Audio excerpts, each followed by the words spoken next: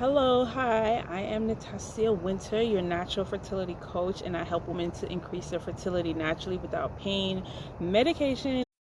So today I want to talk to you about prenatal vitamins or prenatal supplements. Some people call them prenatal multivitamins. Whichever name you choose, they pretty much all represent the same thing, and that is taking a pill or some type of nutrient dense supplement in a either powder form, pill form, and they come in various forms, which I'm going to talk about as we continue talking about prenatal vitamins, right? So I do get asked a lot about what prenatal vitamins to take, and especially since I have sort of highlighted the fact that there's been studies that show that prenatal vitamins have been linked to miscarriages. A lot of women have asked me, okay, so what do we use instead? What are the alternatives, right? I've mentioned what some of the alternatives are and what you can do instead, but I also want to sort of educate a little bit more on prenatal vitamins and like why you even need to take them in the first place, what they really are, and what they were designed for. So that way you have options, right? Okay, so prenatal vitamins are basically specially formulated multivitamins that are designed for women who are pregnant initially, right? Or they are the main target, the main person that they are for. However, women can take them when they are planning to conceive, when they're thinking about conceiving, when they are of reproductive age. So you don't necessarily have to be thinking about conceiving, preparing your body to conceive. Just the very fact that you are of reproductive age, that there is a possibility that you can conceive, you should, it's suggested to you by doctors that you should be taking prenatal vitamins, right? So although they're primarily made for women who are pregnant, women again who are able to conceive, thinking about conception, preparing to conceive, should take a prenatal vitamin in most cases. Of course, you want to talk to your doctor about anything that I mentioned here before you go and just willy-nilly and do it, right? But that is something that a lot of women don't know. A lot of women don't know that you are encouraged to take a prenatal vitamin whether you are trying to conceive or not, whether you are pregnant or not, and whether you are in some cases even sexually active or not. And the reason for this is because our diets don't necessarily provide enough of the vitamins that we need for our bodies to function properly. And you can see this in deficiencies, you can see this in energy levels, you can see this in other abnormalities, as far as women and fertility and reproduction goes, right? And a lot of it has to do with the fact that we don't get the nutrients that we need from our foods, and that we don't even know that we should be taking some sort of multivitamin to supplement the fact that we are lacking these nutrients, right? And like this plays out in a lot of areas, not just fertility. The fact that you are not getting these nutrients, it can affect your health. It can affect, how well you age. It can affect your overall, well-being, right? Your well-being in life and so forth, right? So consider taking a prenatal vitamin, whether or not you're trying to conceive, but definitely if you are thinking about conception, trying to prepare your body, and if you're of reproductive age or anything, right?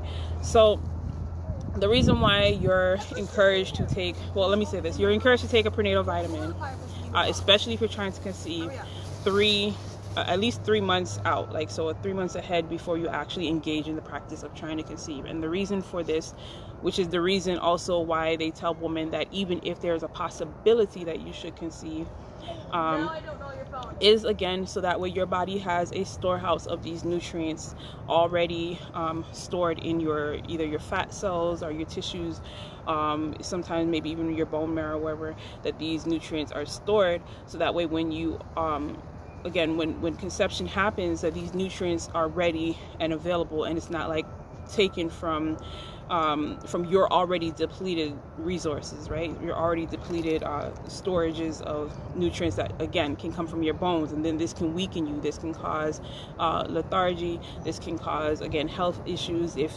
you don't already have these nutrients stored up, right? So folic acid is one of those nutrients, again, that not only needs to be bulked up on ahead of time, so that way you already have a certain level of it, but it's something that your body uses to help the baby's brain development and spinal development before you even really, in a lot of cases, know that you're even pregnant. So a lot of women don't even necessarily know that they're pregnant during the time when this vital development process is happening, and they may be deficient in folic acid, which can result in neural tube defects such as spina bifida, right?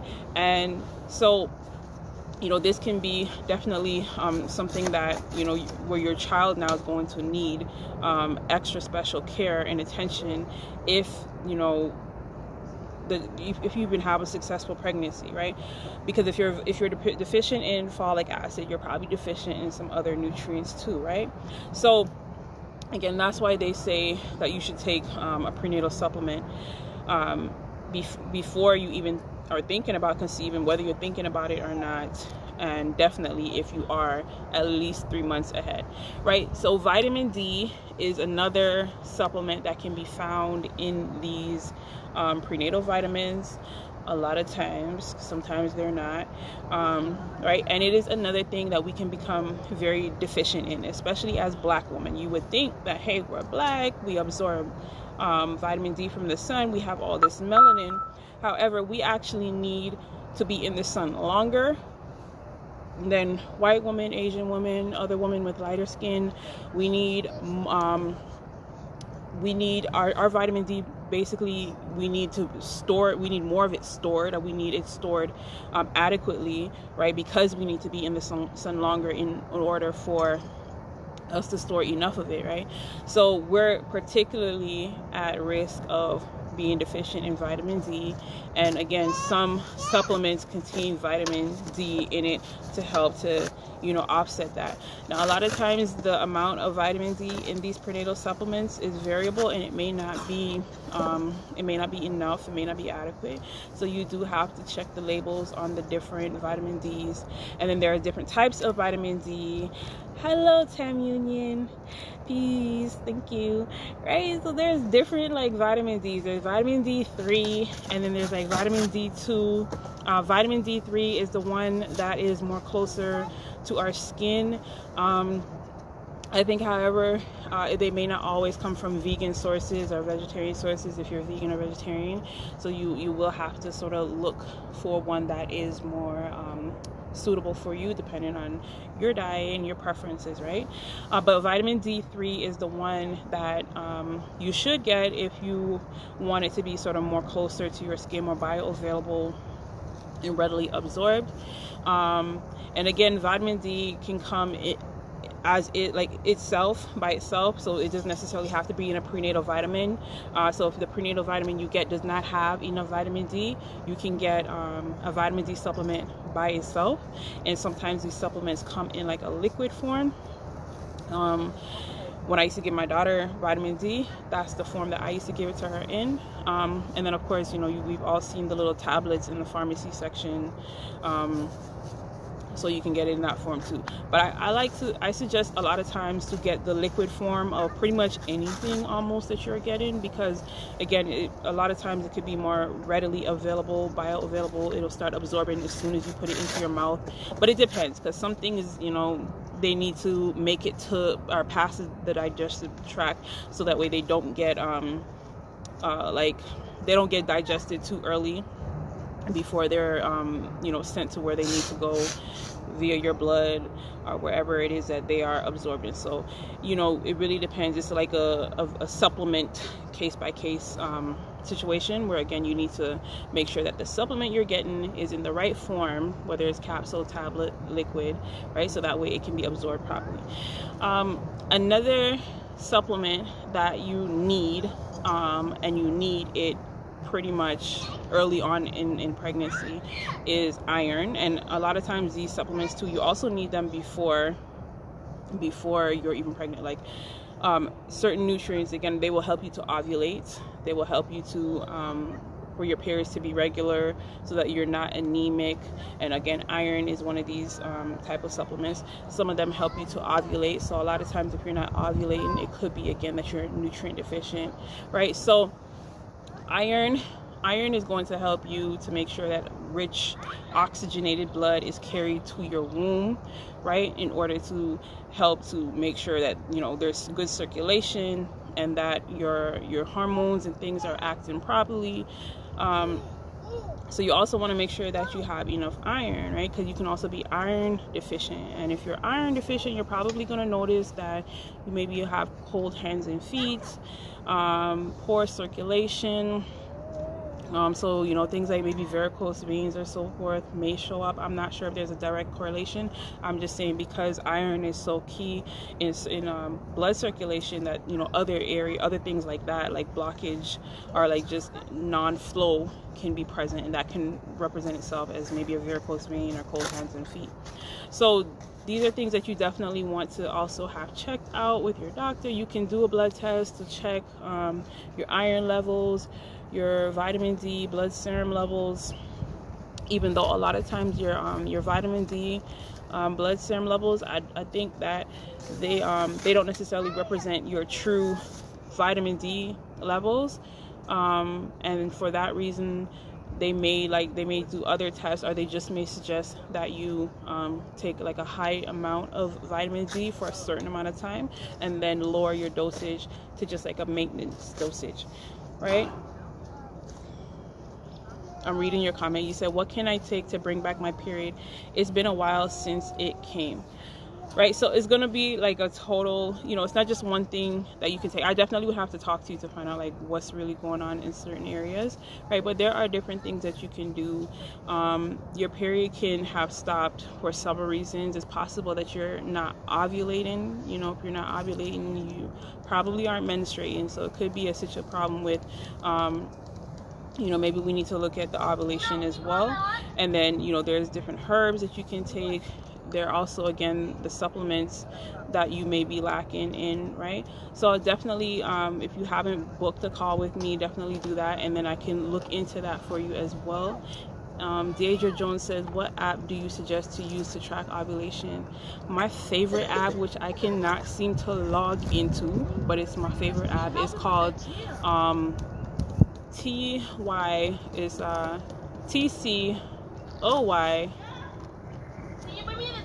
Fertility. Hold on, it's named after the book Take Charge of Your Fertility. So it's Take TCOYF,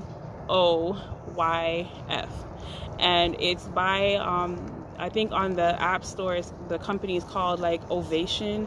I just re-downloaded it the other day, but it's, if you can just remember the abbreviations for Take Charge of Your Fertility, and if you look that up in the Google Play Store, you'll find it. I like that app because it, like, you know, you can use it along with the book, and they give you the graph and everything, and you just put your temperature in every day, and you just, you know, put in whether you had intercourse, what medication you put in, and like it'll like pop up the graph for you, and it'll save it for you. But for some reason I can't log in. Maybe you won't have that trouble. I'm actually going to try again. I just tried logging in again because they deactivated my account because I haven't logged in for a year, and I'm like, I haven't logged in for a year because I can't log in. So I'm sorting that out, but I just could use another email. But anyway, that's my favorite app. These other apps that sort of try to predict when you're ovulating, I don't necessarily like those apps because there's just no way to really know when you're ovulating, just because like they're just using the rhythm method. A lot of times they're going by when your last period was. So I don't really like those apps. It glitched, didn't hear the name. So okay, Take Charge of Your Fertility is a book, and there's an app to go with the book, and the app is called TCYOF. So, you know, the abbreviation for Take Charge of Your Fertility. So if you look that up in the Google Play Store, you should find it. All right, so back to the supplements. So again, you want to take a prenatal supplement to make sure you're not nutrient deficient in them. And my son is going to cry for my phone, so we're going to let him cry for my phone. Alright, he's not gonna cry for my phone. Alright, so yeah, you want to do that. right? And so one thing you also may not know about prenatal supplements is that you're not just expected to take them during pregnancy or before you conceive. You're also expected to take them straight up until the first 100 days of the baby's life. Sorry, 1,000 days of the baby's life. So up until the time the baby is around 3, you can also continue to take your prenatal supplement. Now, of course, it's going to depend on the prenatal supplement you're taking. You know, you don't want to be taking anything that's like too high of a dosage of something, which is unlikely, because if you're breastfeeding and you know, if you're breastfeeding and are pregnant, you're going to need more nutrients anyways, but you still always want to make sure and check with your provider, you know, based on the dosages of certain levels that are in the prenatal supplement that you're taking. So again, don't forget also that, again, there still has been this study that women have had a 32% higher increase of miscarriage when they took prenatal supplements within the first 6 weeks of conceiving. And I think that the reason for this is because a lot of the prenatal supplements on the market, they have fillers in them.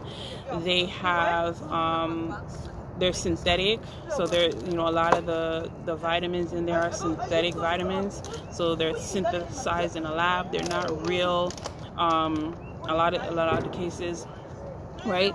And it could also be that there's lead, you know, so there's other things that get in there from the machinery that they use to make these prenatal supplements. So there could be lead maybe coming from the machinery, or some of these prenatal vitamins, some of the vitamins that are added to the prenatal supplements, they could be coming from like China or India and places where, you know, it's not necessarily, they don't really care what goes in the product. So they're, you know, the people are ordering these powders from them, these white powders, and they're, you know, when they arrive, they have contaminants in them, right? So I think that can play a role in why the study showed that there was this link to miscarriage.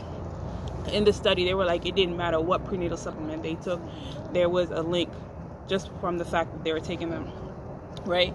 So I think one way to sort of get around that is you can be strategic about it. You can like take your prenatal supplements, you know, start taking it about the 3-4 month-ish before you actually try to conceive, and then you can stop for the, you know, the 6 weeks before you actually try to conceive. So you can stop, so you can maybe give a chance for some of that stuff to clear out of your system, and then you can conceive. So since there's been this big correlation within the first 6 weeks before conception, that could be a window where you stop taking your prenatal supplements. You really should stop taking supplements, whether it's herbal or otherwise. You really should stop and give your body a break anyways.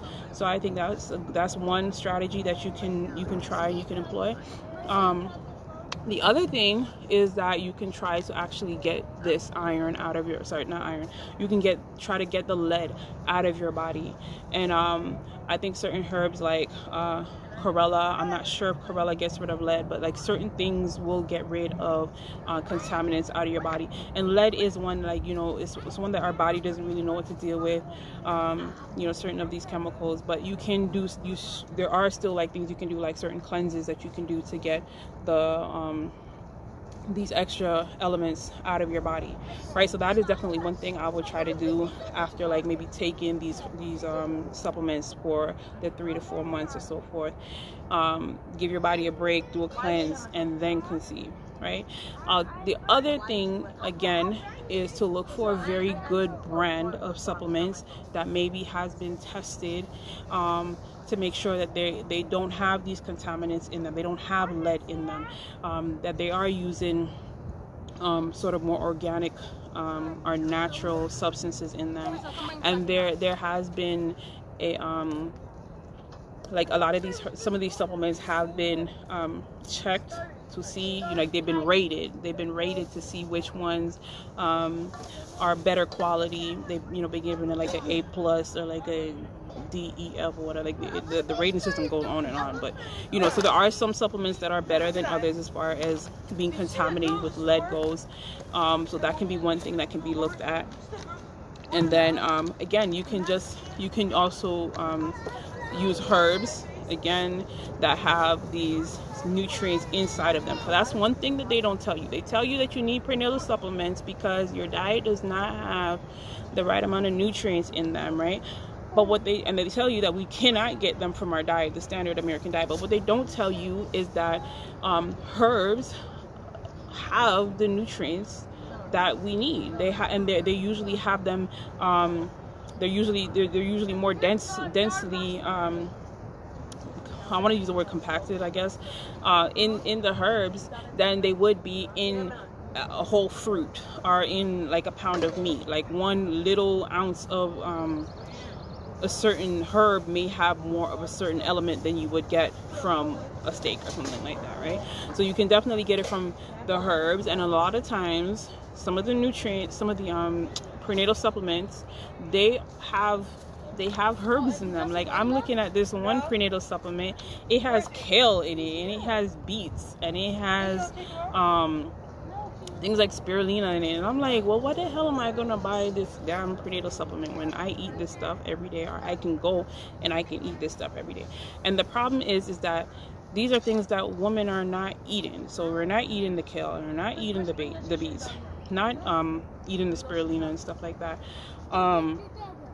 So of course now they can come and they can sell it to you in a bottle, and they can be like, hey, you know, this is going to help you to conceive. But what the hell are we eating all the other times? You know, what is everything else? Is that everything else, you know, an infertility supplement? Is everything else a blocked tube supplement? Is everything else an anti-ovulation supplement? You know, so it's like, I think it's backwards. We should be eating the stuff that's in the prenatal supplements that actually get their nutrients from real foods, instead of whatever the hell else is being ate right now, because all that other stuff is not, the animals are not even really, you know, free ranged, and they're not even really living their best life. And then you're going to eat the animal that's suffering and has to be injected with things in order for it to conceive, and now you're going to eat that.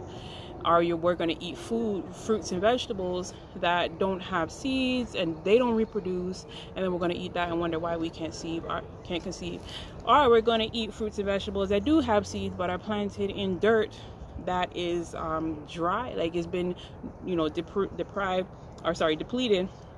of its nutrients because the farmers or whatever keep using the same soil in the same location, and then we wonder why we can't conceive or why we're having trouble, right? So it's like you have to, I don't know, just flip the script and like go straight to the source, right? So that's one way to, again, get around the whole issue with prenatal supplements causing miscarriages. So again, the prenatal supplements, you can take them whenever you're thinking of conceiving, or like from the time you decide, hey, I'm ready to start conceiving, you should probably be taking a prenatal supplement. You should be taking one even if you're not thinking about conceiving, if you're of reproductive age. But of course, my audience here is women who are actually trying to conceive, so prenatal supplement. However, again, make sure you're taking a good prenatal supplement and not just like the cheapest one on Amazon, not just one from the local pharmacy where it's generic and it looks like all the rest of the bottles. Not just one because it's popular on Instagram or on TikTok or online, because that's another thing that I've noticed, is that a lot of the popular prenatal supplements that I've seen, they don't have a good rating in the rating that checks for the review that had checked a lot of these supplements to see if they had lead. A lot of the popular prenatal supplements, they're like in the middle of the list, when there's, you know, others that are way better on that list that you might be better off taking. So the next thing is, again, alternatives to taking these prenatal supplements would be to go to the source, to improve your diet, to eat the things that are in the labels of the prenatal supplements, right? Or to, again, consume the herbs themselves. And of course, with the same situation kind of goes with the herbs, so you want to make sure they're not just coming from a location that doesn't necessarily really care about the ingredients, or that they're not coming from like you know, they're not just being ordered from like Alibaba or something, you know, that they're actually being sort of, they're being checked. They're being checked, right? Someone is making sure that this herb or this supplement is therapeutic grade, is able to be consumed without all of these risks. It's not just cosmetic grade. But that's another thing I noticed with the yoni steams. When I was making yoni steams, I noticed a lot of women, it's like they don't even know what's in the yoni steam. They don't know what it's good for. They're ordering it from China. It's not therapeutic grade, meaning it's not like edible. It's not something that you can take in your body over a period of time. A lot of times they're just they're cosmetic grade, so they can be ordering them from a company that makes soap. And I've literally seen this. I've literally seen someone post up herbs from a company that sells products primarily to make soap. These products are not necessarily meant to be ingested in the body. And I guess with yoni steam, it's not so bad because you're not necessarily drinking it as tea. But the yoni steams I make, you should be able to make a tea with them as well, as long as the herb is not going to have a negative effect if you ingest it, right? So that's another thing, is again, you can get the herbal alternative, right? And then lastly is that these prenatal supplements, they should be able to be taken for the first 1,000 days of your child's life. So once your baby is born, you should be able to continue taking these prenatal supplements until the time that the child is about 3 years old. Right? So I hope that helped answer some questions about what prenatal supplements are, what they're good for, you know, how long you can take them, and like just a couple examples of why you need to take them and which ones you may need to take. There are actually about 20, or there's at least 20 prenatal supplements that you should be taking. I made a free guide for you all to go and download, so you can check these prenatal supplements, and then you can also get the dosage levels, thank you, of these prenatal supplements. Right, so you can get the dosages of these prenatal supplements along with that on the list. Right, so if you go to my website, which I don't have the link, but yeah, the link is in the description on my my fan page, on my like page. So if you go to my Black Fertility like page, which you're probably watching this on now, and you click the link, it'll take you to where you can see all of my free offers, right? And fertility supplements, I have a guide or a checklist on there. So if you download that, you'll be able to see at least 20 fertility supplements that you should be looking for in your prenatal supplement, to make sure that it has that on there, and what the recommended sort of range of prenatal supplement is, just to make sure that you're getting it in the right sort of dosage, right? So I'm going to give you an example. For vitamin D, your prenatal supplement should have about I think it's calcium. Is it calcium? Yeah, I think calcium. Your calcium is supposed to be about 100 milligrams, but a lot of times prenatal supplements, they don't come anywhere close to that, right? So like when you're choosing a prenatal supplement, you might want to, depending on which supplement is more important to you, you might want to compare just by looking at the different dosages that I have on the list that are suggested, and you might want to get the one that has the higher amount, or, you know, if you don't need that, you want to get the one with the lower amount. But like sort of use the list, make sure you again talk to your doctor, your caregiver, do whatever tests you need to do to make sure that you're, you know, see if you're deficient in any of the nutrients, and then use the list to sort of help you to purchase or to acquire a prenatal supplement that will have the right amount of nutrients that are there for you. And if you can't find it in one prenatal supplement, like let's say you get a good prenatal supplement and but it doesn't have everything that you need, in that case you can just get the individual nutrient that you do need by itself, and you can take it along with your multivitamin, your prenatal multivitamin, right? So so the problem is that there's like no one prenatal supplement fits all, right? That is one problem that I have noticed. So a lot of times women can be out here taking like 5 or 6 different prenatal supplements or multivitamins or vitamins, maybe 10 different vitamins, right? And so that is an issue, right? But if you know what you're looking for, then you can sort of get around that. I think some companies are getting a little better, where they are starting to, you know, sort of provide women with all the nutrients that is recommended for them to have. But it's like, still, you know, these things cost money, the different multivitamins, and if they're expected to have 20 or so of them, plus probiotics, plus different macronutrients like maybe fat, then or different proteins inside of them, then it can get a little expensive for these companies, and they just can't keep up. And that's why, again, it's better to start with your diet, to make sure that your diet has all these things. Because your diet, you're going to have the enzymes coming from your diet to make sure that you absorb these things. A lot of these, again, the fruits and vegetables, where a lot of these supplements are coming from, they're going to have a lot of the nutrients already in there. So it's like, you're not going to have to be looking at this label. Like, if you just make yourself a salad, you make yourself a smoothie, you're probably going to get a good amount of, you know, all the nutrients you need. But if you're trying to look for what you need on a bottle, you're going to be juggling a lot of prenatal supplements. All right, so any questions you have about prenatal supplements, I definitely would love to answer them. If you can type them now. Otherwise, you can definitely reach me at info@natasiawinter.com, or you can just also email me at blackfertility@gmail.com, and I can answer your question there. But definitely make sure to download the free guide that I created for you, right?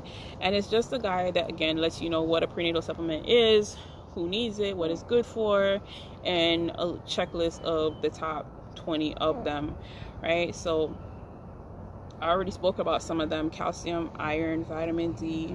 You also need vitamin E, which is really good for implantation. Let's see, again, we talked about folic acid, and another one of my favorites, I'm going to tell you one more, CoQ10, right? CoQ10 is definitely one that's really good, especially if you're having ovulation issues or PCOS, right? So check that one out. But again, go and check out the list. In the list, I don't really go into much into what each one of them are good for. I'm just trying to give you the basics, because I know not a lot of women, they just need to make sure that they're taking a prenatal supplement. Over time, I will sort of go into what the different herbs are good for, or not herbs, what the different multivitamins are good for. So again, if you download that and you get on my email list, I'm probably going to start sending out some more information about what the different supplements are good for individually, so you have an idea and you can kind of know which one may be good for menstruation, which one may be good for ovulation, which one may be good for egg quality, which again, CoQ10 is really good for. But I really enjoy making this video and you all spending your time here with me. Thank you very much, and you are welcome, CTB and TEM Union. So thank you all for coming through and coming to watch my video. Please share it and give it a like. And again, ask me any questions you have in the comments that I did not answer here, and I will see you in another video. Bye bye. I don't know how to get out of here.